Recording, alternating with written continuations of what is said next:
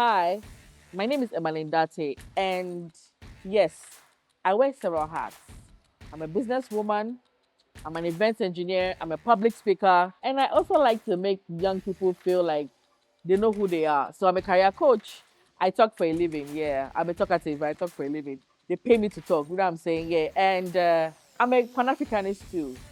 I'm young, but I believe that young people should be involved in politics. I don't have to be partisan, but at least I have to be concerned. I'm a Manchester United fan. I know we mess up a lot here, but I'm a proud red. Yes, I love Manchester United. I love to travel. I love to meet people. I love shopping. And I love to fail.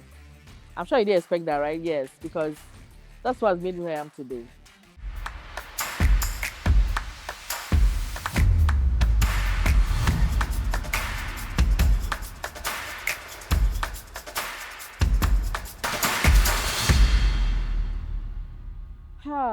So it's my profession started from a point of my personal experience of confusion, of lack of direction, of pain, a lot of pain. I tell people that you find who you are out of your passion, what hurts you the most, okay, what you care about. And there was a point in my life where I was totally lost when I was quite young. And I noticed that I was moved towards people discovering themselves. I find joy in seeing that people are actually doing what they love to do.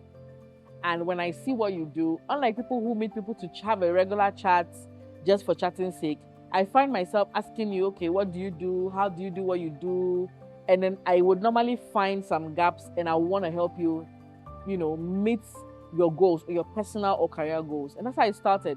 Just a genuine interest in seeing people do what they want to do. I would not find somebody who I see talent in and just let the person pass by. I want that person to actually achieve their goals. And on the flip side, we come to business because I do career coaching and I'm a business consultant as well and an HR practitioner. Why am I doing human resources? Why am I a business consultant? People make businesses thrive. A business cannot thrive on its own, and businesses help the economy to be stable. It boosts the economy and it gives sort of a balance, to the people and the purpose of the nation. And so I decided to marry these two, meeting both, but from the human resources side. If the people get it right, the business is sorted. It is people who develop strategy. It is people who implement strategy. It is people who measure strategy. So out of all of these things, brought about a desire for me to be an SME consultant, an HR consultant, and a career coach.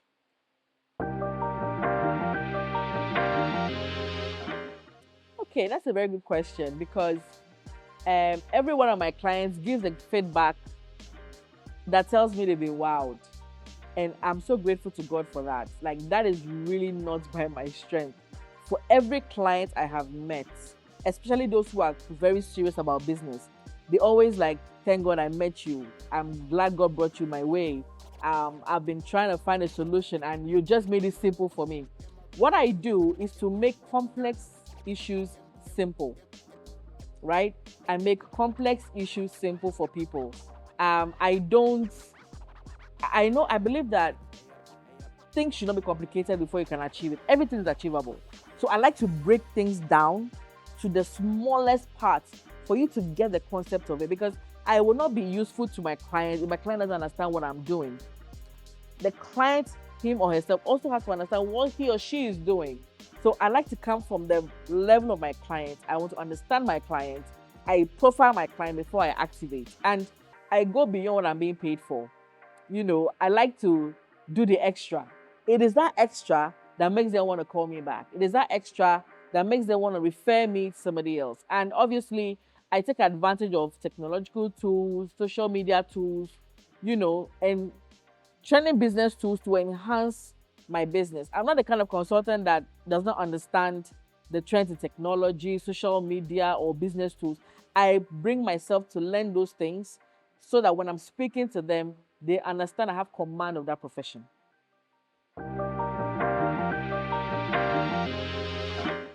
there are so many. I don't know which one to think about. Because by God's grace, where I've gotten to, um, I get emails from people I don't know. Somebody gives me a phone call. I'll be referred by somebody. I really cannot pinpoint or say I'm leaving one behind over the other. But if I were to give an example of an experience that has actually given me a push, it would be a certain client of mine who, I mean, the business she does, she's into the wellness space. And in Ghana, nobody pays for wellness. Nobody pays for mental health services because we don't believe in it. We don't think we need it, but we do need it. So I met her when, she was, trying to get by. And what I bring on board to her, networks, collaborations, and strategy. Every business needs the right people to make it happen. The business you do today the answer is in the hands of somebody else. So what I do for her is to connect people that can make things happen for her business. And today, all her events, there's an event her business does that shapes the business. There are people she never thought she would meet. There are people she's speaking to now that she thought she could never have met before. And these people have added value to her business. They've added value to her. They make things, she's enjoying her work. And from the time I met her to this point, she has expanded. She has more clients. She has, more, her social capital has increased. All because I've been able to understand her business and identify the stakeholders that she needs to meet. And every day she never falls short of telling me, Emmaline, thank you. The time I was told to meet you, I didn't want to meet you. I was so tired that day. But today, she thanks God, even though she was tired, she took that chance on me. And she's her business has taken a leap. And I'm so grateful for the opportunity.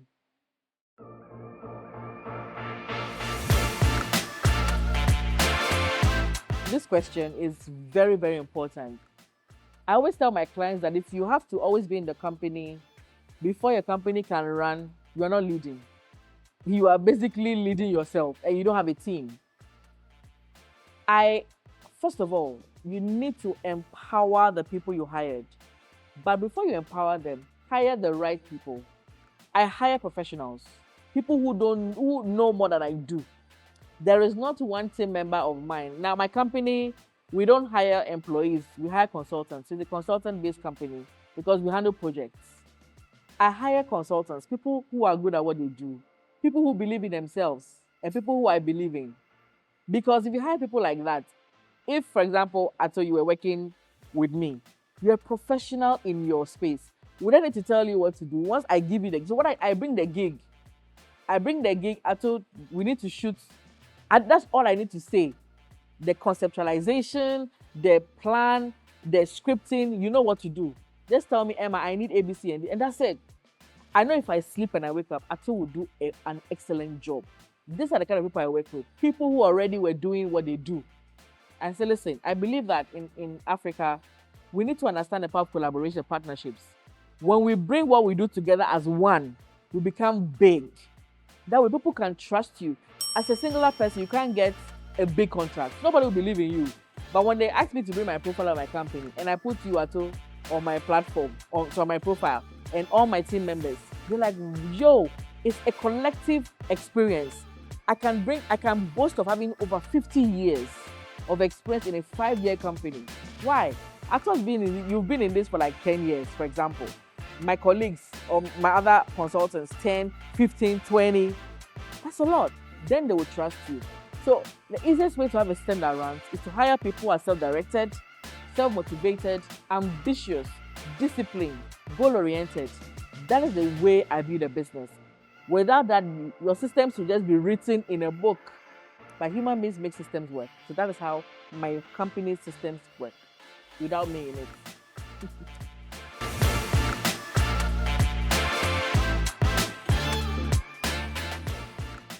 Creativity, innovation, excellence in delivery of service, no compromise, integrity, agility, confidence, obviously tech savviness.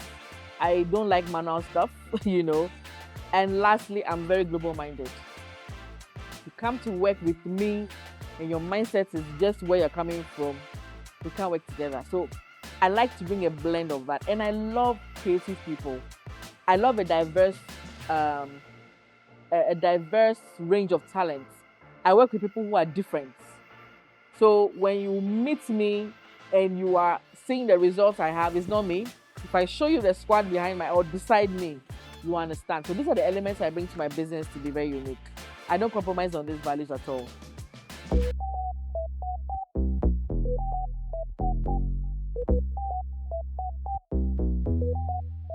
Interesting question.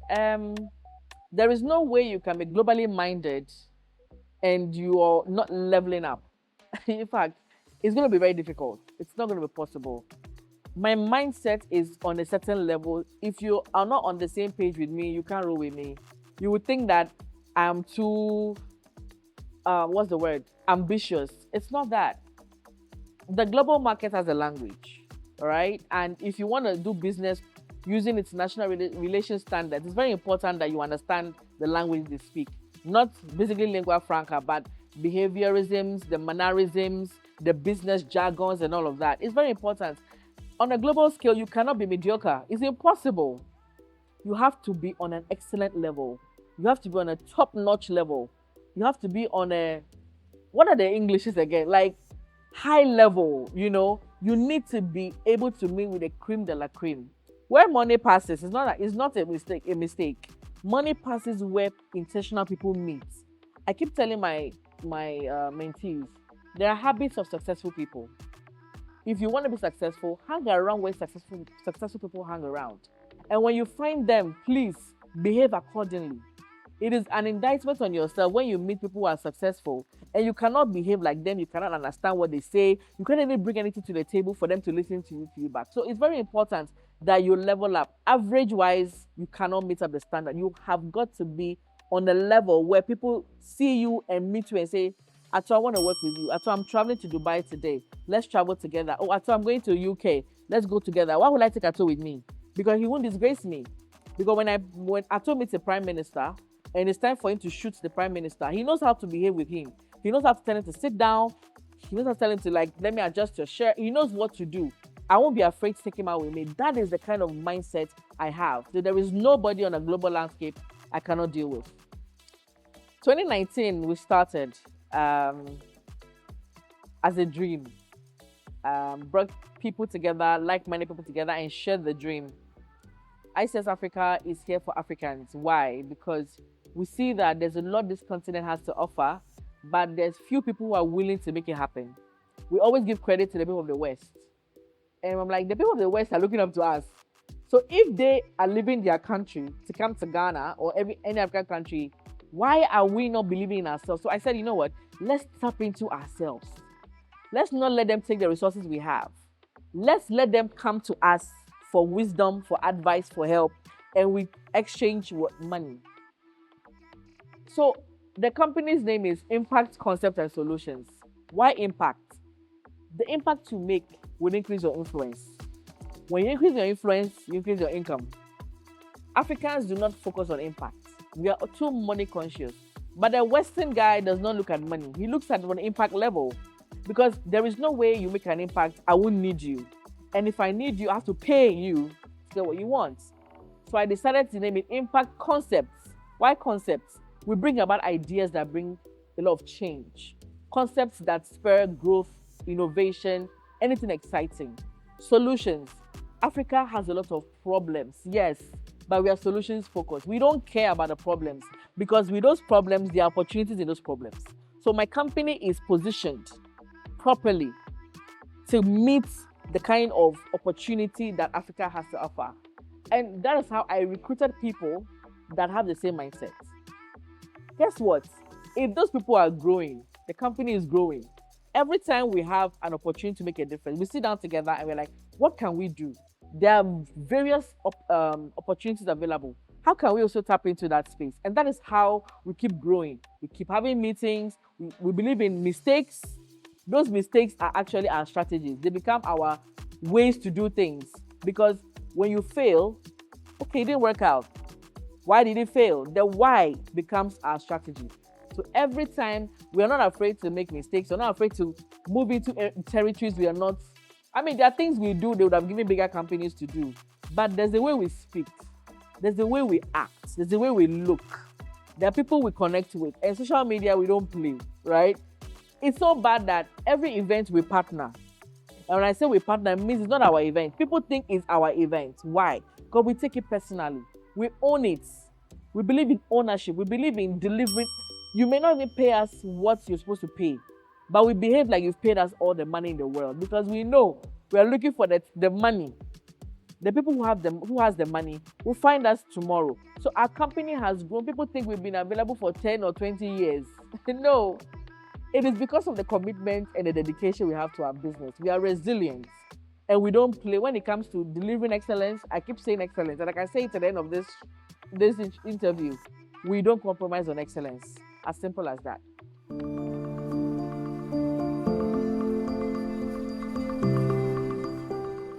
When I was 20 years, I was very unhappy. I thought I was a failure. I felt I was useless because I was failing at everything I tried to do. Everybody was going ahead of me. And I didn't know that I didn't need to have everything I wanted happen for me before I'm joyful. Now I can't go back to 20 years. I can't go back to 25 years. I refuse to even celebrate my birthdays because I felt I was a failure. I felt like I was lost. What I'll tell my 20-year-old today is don't look at the journey. Enjoy the process. Don't focus on the destination.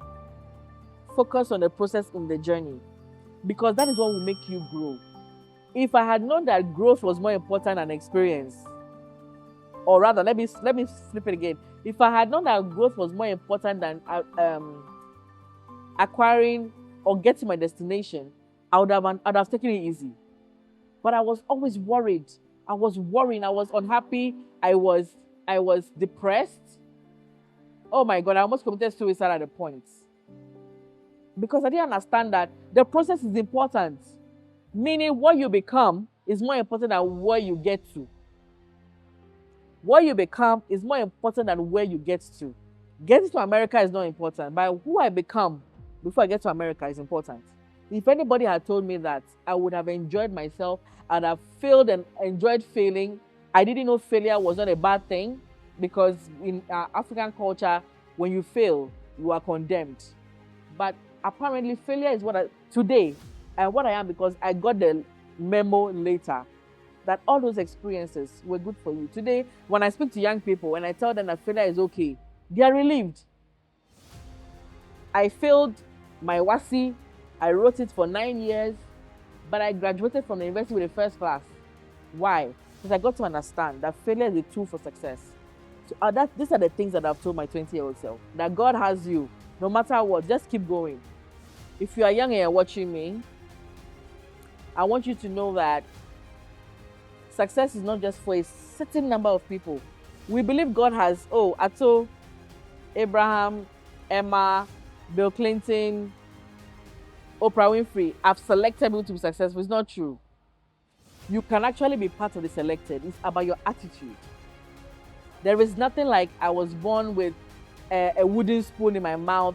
I come from a village where we all struggle. Listen, there are people from the villages today. They are entrepreneurs, they are innovators, like they are successful people because they did not allow where they come from to affect where they are going to. If you are young, get a mentor, get a coach, develop yourself, indulge in self-learning, have fun, but develop yourself as well. Have a 360 balanced life. Please, please, please, in your young days, remember your God.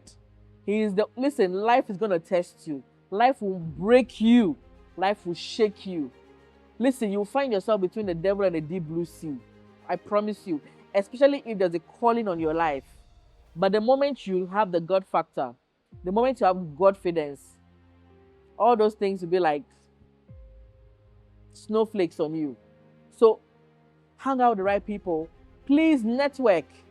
Network with people who have gone ahead of you. Please hang around with only people who are going where you want to go. Your social media pages, follow people who are relevant. Don't follow trends, follow relevance. Don't follow fame, follow impact.